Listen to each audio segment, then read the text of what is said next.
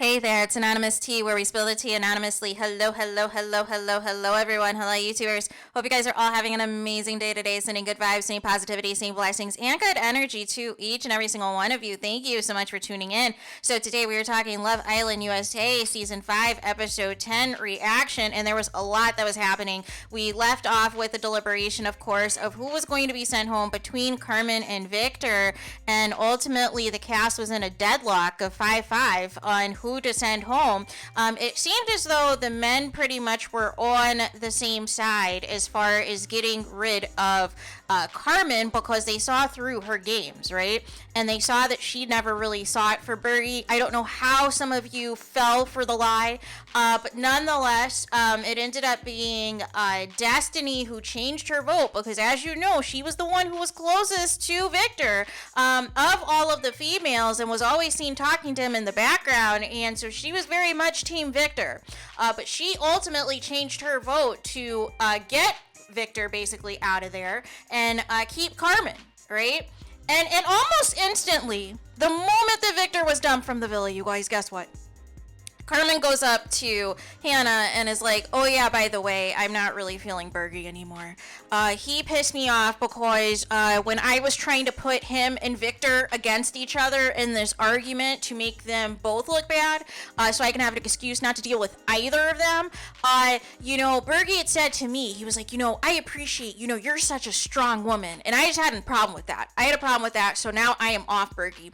And not only was Carmen off Bergie, she completely ignored him for 36 hours, you guys. Completely ignored him, paid him dust, was flirting with Harrison, was, playing cards with him and trying to snuggle up to him and all of these things, you guys. And so now everybody's pissed off. Everybody is pissed off because the next day rolls around and Hannah is Bergie's #1 cheerleader in the villa, and she keeps asking Bergie, hey, has Carmen spoke to you? Because a big reason we saved Carmen was because of your guys' connection. And Bergie's like, no. And he's like, I'm going to fight for her, and whenever she is ready to talk, we can talk. And Hannah and everybody is like, no, we are the ones who saved her. She should be the one that is after you, that is thanking you for being one of the votes to keep her here. And it's coming off very ungrateful. It is coming across like a game player, right? That she basically, did what she had to do to secure her spot in the villa, and now she's going to move on to someone else. And people fell for it. Now, here's the thing. As bad as I want Marco gone, I was 10 toes down in support of him and his take on Carmen and the fact that he saw through her lies and her pretending to like Bergie, you guys. I knew right from the jump what Carmen was all about, and it was very, also peculiar that none of the men was rocking with Carmen. That told me everything I needed to know right then and there, because even, for instance, Marco and Destiny obviously do not see eye to eye. Anna did make the comment that all the men love talking to Destiny and flirting with her, so she has a good rapport with the men. We see in the background KK and Leo. She's braiding his hair. She's hanging out with some of the other guys as well. They have a good rapport and all of the things. So why is that not the case for Carmen? Because everybody sees through the lies and the manipulation and how she tries to put people against each other and then plays victim, right? So the other big storyline in the episode, of course, was this Cassie, Leo, Anna triangle situation. Except for it's not really a triangle, because Leo really was not really interested in Anna to begin with. Like, if we just want to keep it a buck for what it was. What I have an issue is Anna's audacity.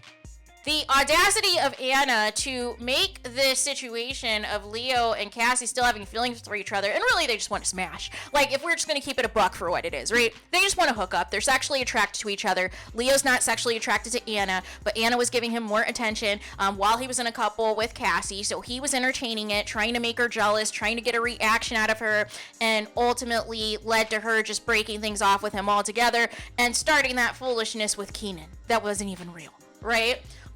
So you broke up an OG couple, Anna.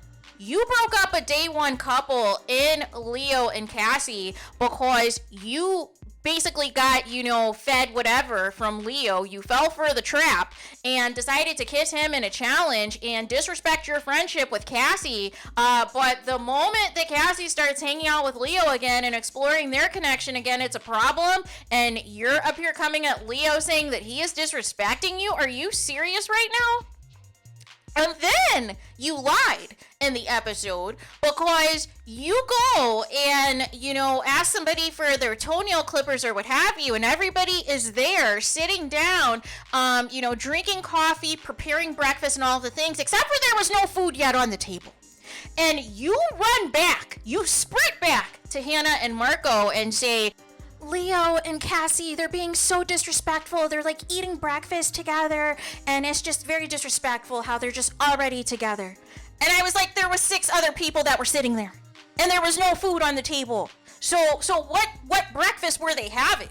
Is what I want to know, Anna. And this is what I mean. Anna and Carmen, the way that they are manipulating these people in this villa needs to be studied, right? At least the men see through Carmen. I don't think people have seen through Anna yet, but I've got her number. I've got her number, and I see her exactly for who she is, and her and Marco, and possibly Harrison now, are going to see the bottom, the next vote.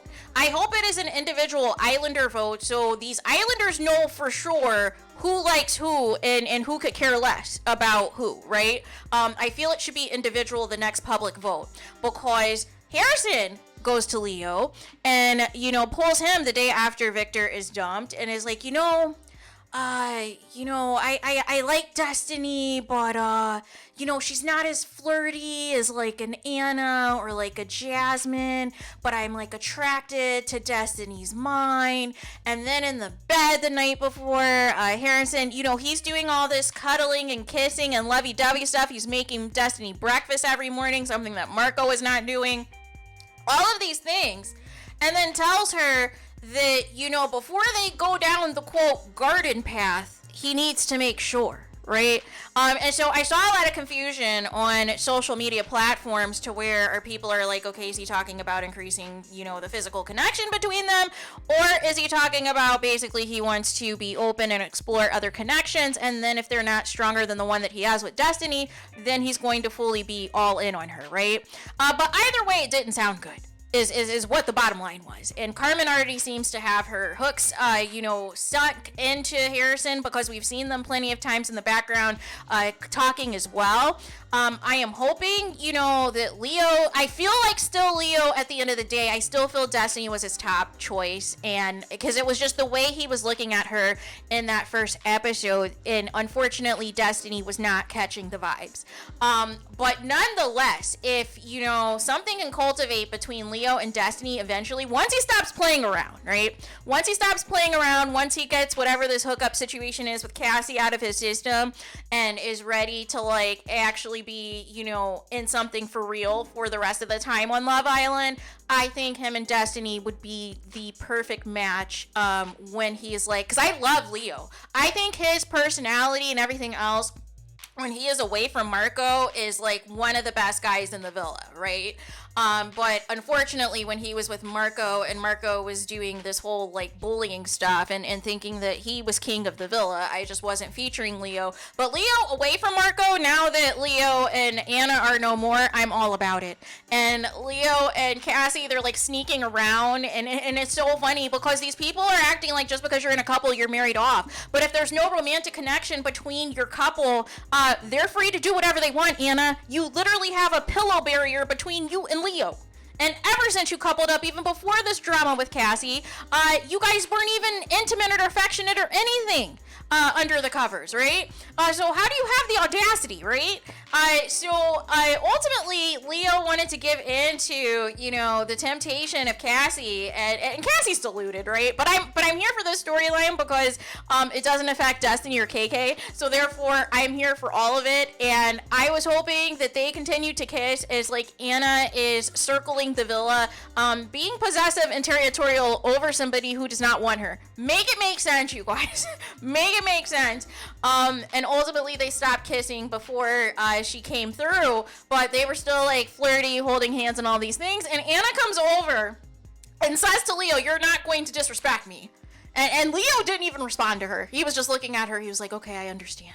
And I was like, this girl is unhinged. She's got to go. She doesn't get it. For some reason, she thinks she is the top lady in the villa, and she has not gotten the memo that she is not, right? She was better off trying to make things happen with Bergie if we're just going to keep it a buck for what it is. And here's the thing. There needs to be a decision on Bergie, you guys. There needs to be a decision on Bergie on how long the producers are going to play in the face of the fans and make this Bergie Island. Because here's the problem. If Marco has already spilled the tea that nobody really sees it for Bergie, and that basically anybody who tries to quote unquote like him is because they're taking pity on him, it is a waste of a spot for an Islander, you guys. It is a waste of a spot for an Islander because they're going to do the same thing Carmen did to Bergie, but just do it a little bit better and be a little bit more calculated about it, right? Because Carmen basically, you know, she was like, after 36 hours of ignoring Bergie altogether, was like, yeah, so I think we should just be friends. And I was like, See, Carmen is one of those people who, like, I saw through her game, right? She specifically chose Victor for the simple fact that Hannah liked Victor. It wasn't that Carmen had any stronger feelings for Victor because she was feeling, you know, other people or what have you. But she only did that because she didn't want Hannah to be with Victor, right?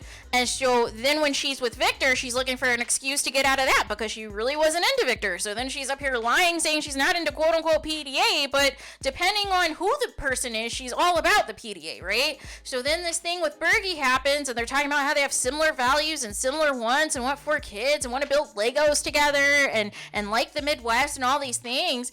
Just really selling the dream as long as it gets her through the next elimination. And then once she's secure through the next elimination, now there is no need to play pretend with Bergie anymore.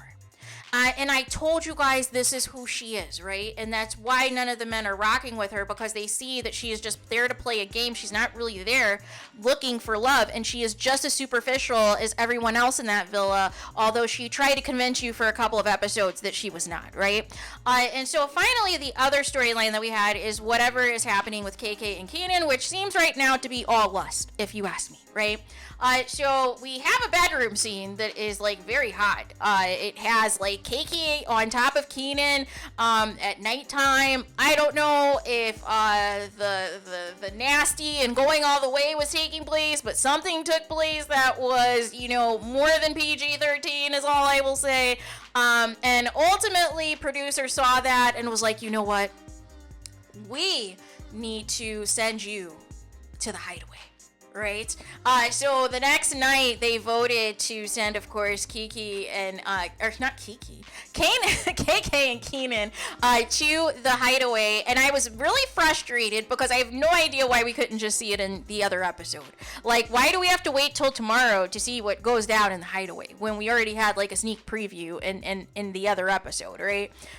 So I don't know what's going on with the editing this season, but these cliffhangers for dumpings are not it.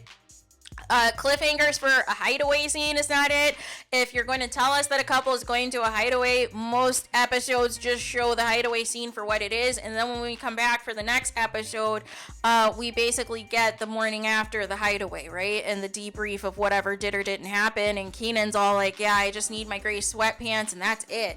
And I was like, oh my gosh, here we go with the foolishness, you guys. So there is that. So let me know your guys' thoughts in the comments. What do you guys think of Carmen playing the villa and them stupidly keeping her, knowing half the villa at least knew that she really didn't like Bergie, and for some reason everyone but Bergie knew that, right? So there's that. So let me know your guys' thoughts in the comments. Please do not forget to like, comment, and subscribe. Hit the notification bell so you're notified the moment I post new content on my channel. And with that being said, I'll talk to you guys again very soon.